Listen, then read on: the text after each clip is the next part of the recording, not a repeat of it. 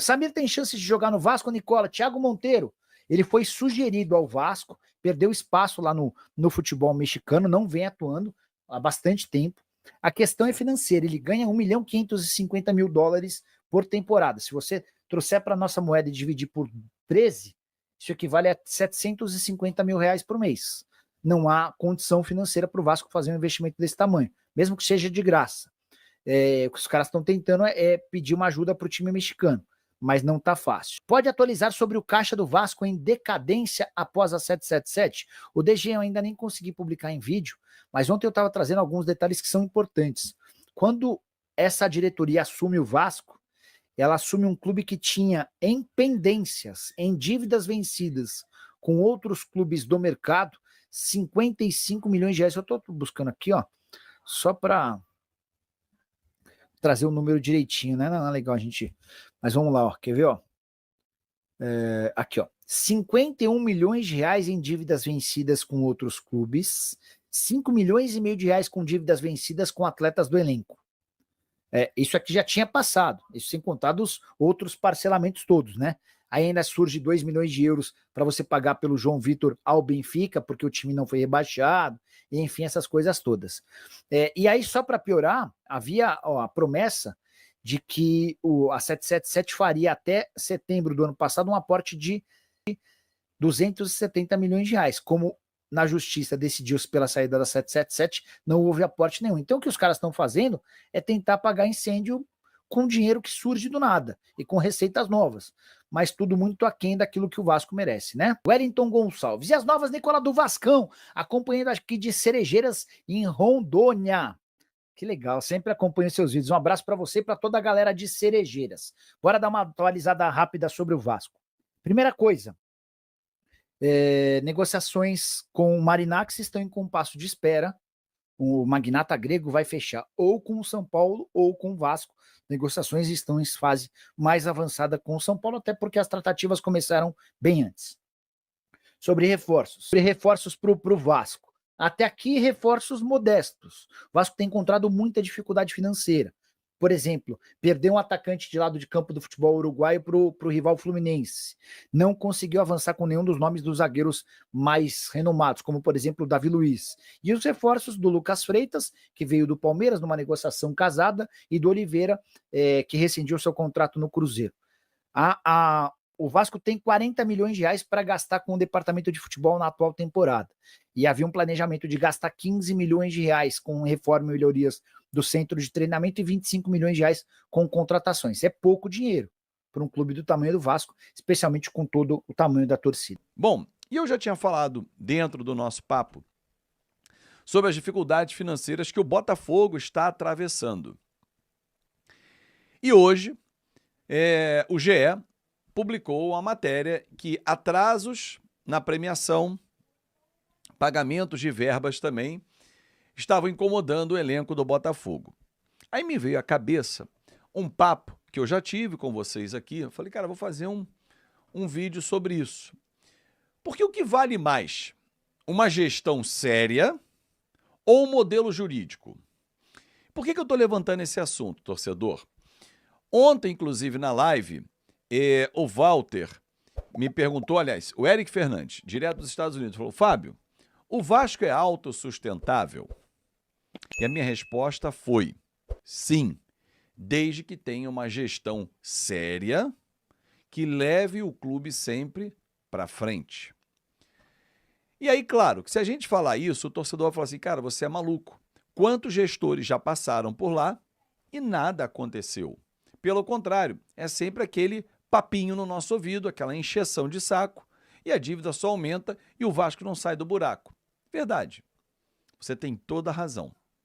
Mas será que não haverá um gestor sério, competente, que fará, junto com a sua equipe, uma gestão responsável, profissional, capaz de comandar as finanças do Vasco e fazer dele um clube, ou melhor, um futebol autossustentável? Hoje, e é um caminho sem volta, a não ser que uma AGE, uma Assembleia Geral Extraordinária, aprove a volta ao outro modelo, mas o Vasco hoje é SAF. As pessoas confundem muito quando você fala que saiu o sócio, que está afastado por conta de uma liminar, o Vasco não é mais SAF. Claro que o Vasco é SAF, regido sob todas as leis de uma sociedade anônima do futebol. O CEO tem a sua responsabilidade, o Carlos Amodeu. O CFO também tem. O Pedrinho, que é quem responde hoje pela sociedade, também tem.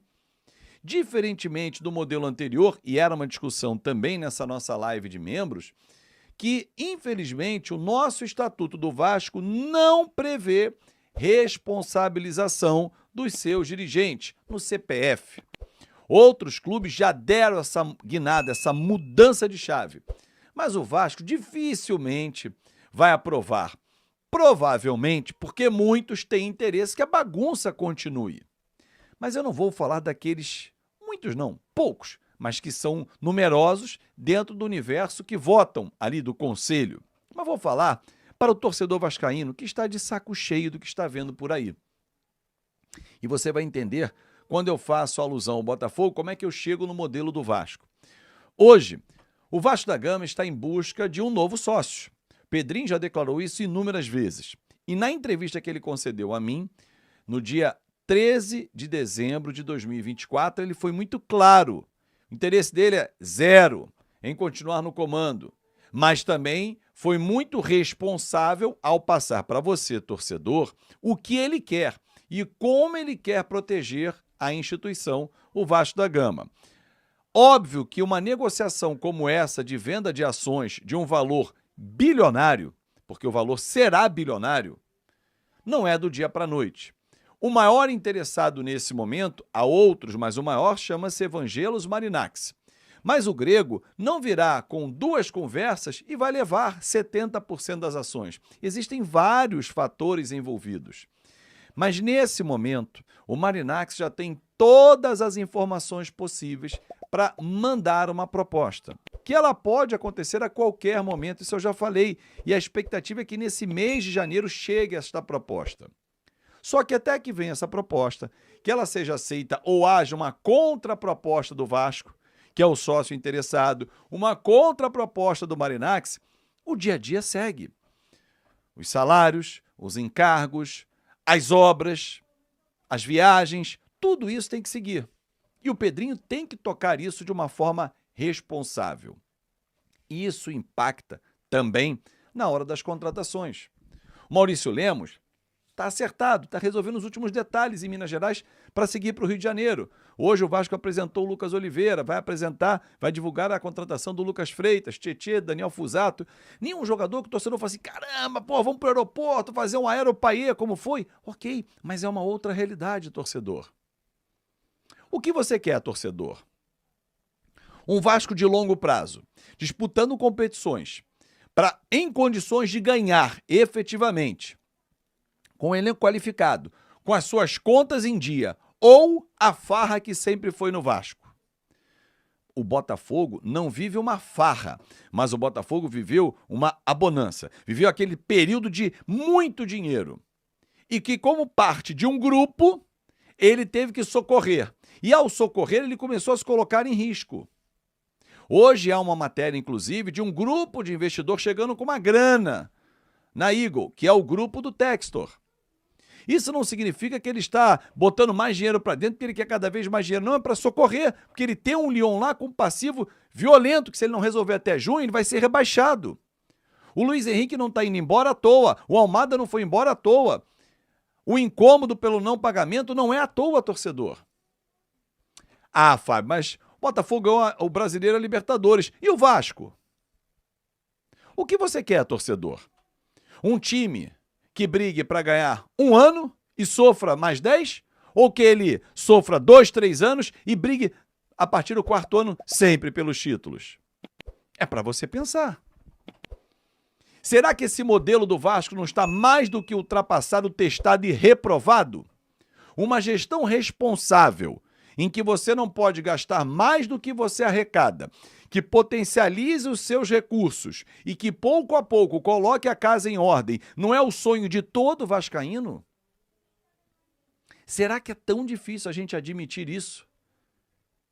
Lá atrás, no Palmeiras, o Paulo Nobre foi um mecenas palmeirense, um cara que chegou aportando um recurso que nenhum vascaíno fez. Salgado foi o que mais chegou perto. Perto longe, obviamente, porque, segundo consta, Paulo Nobre botou mais 200 milhões de reais. O Salgado botou algo em torno de 30. Mas por que não tem nenhum vascaíno que aportaria 200, 300, 400 milhões e resolveria os problemas do Vasco? Até agora, até hoje, 2025, não teve. E o que faltou até hoje, Fábio? Uma gestão responsável. E por que não pode ser a gestão do Pedrinho? Qual é o preconceito que há em relação a isso? Ou será que há um desejo de alguns que continue essa bagunça e que nem venda? Não sei. O que eu desejo, torcedor, é que o Vasco tenha anos de conquistas, de brigas por títulos, e não de, caramba, que desespero, pagar a conta, fechar a folha salarial, contratar jogador ruim. Não! E um detalhe, esse elenco de hoje, se fizer um corte dos últimos 10 anos, é disparado o melhor elenco dos últimos 10 anos, por exemplo. Me aponta aqui no comentário um elenco melhor dos últimos 10 anos. Eu vou parar em 2012. Então, dos últimos 13 anos, de 2013 para frente, 13 até 25, aponte um elenco melhor do que esse. Se a gente está conseguindo olhar para frente e enxergar melhora, só não apoia quem quer ser do contra. E quem quer ser do contra, um grande abraço. Um abraço para você, torcedor vascaíno. Até amanhã.